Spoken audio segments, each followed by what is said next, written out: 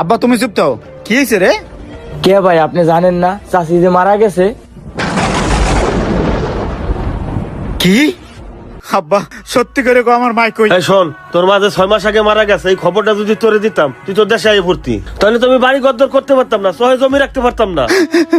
আমার মা মারা গেছে আজকে 6টা মাস, তাই তো কই ফোন দিলে তুমি কও মাই কাছে নাই, মায় অসুস্থ, এই জন্য তুমি ফোনটা ধরাও নাই না? আমি আজকে বিদেশ গেছিলাম আমার মায়ের লেখিয়া, মায়ের কথা মতো মায় অসুস্থ, অসুস্থ মায়ের চিকিৎসা করানোর জন্য আমি বিদেশ গেছিলাম। আজকে আমার মারা মারা গেছে, একটা বারো তুমি আমার খবর ধরে আব্বা, আমার মায়ের বড় মুখটা আমি দেখতে পারি রে আব্বা। এ আব্বা, প্রবাসে থাকলে কি টাকাটাই সব?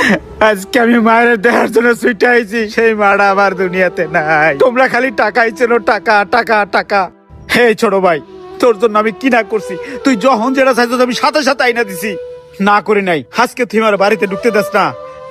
আর তোর ছোটবেলাতে কোনো আবদার আমি অপূর্ণ রাখি নাই, ঘড়ি দিছি, চেইন দিছি, আজকে তোর আমি একটা আইফোন দিতে পারি নাই দেখে তুই আমার ঘরে ঢুকতে দাস না।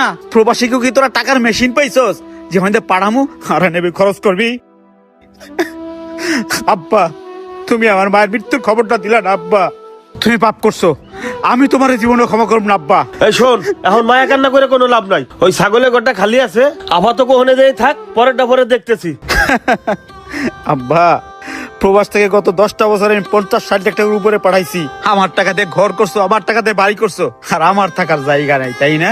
10টা বছর বিদেশ খেটে আসার পরে তোমরা আমার এই উপহার দিলা। সমস্যা নাই আব্বা, আমি কারোর রুম দখল করবো না, আমি ছাগলের সাথেই থাকবো, আমি ওইখানে থাকারই যোগ্য। আচ্ছা একটু ধরতো ঘুষাতো। হ্যাঁ ল, তোরা ঘরে ল, খিদে লাগছে আমার।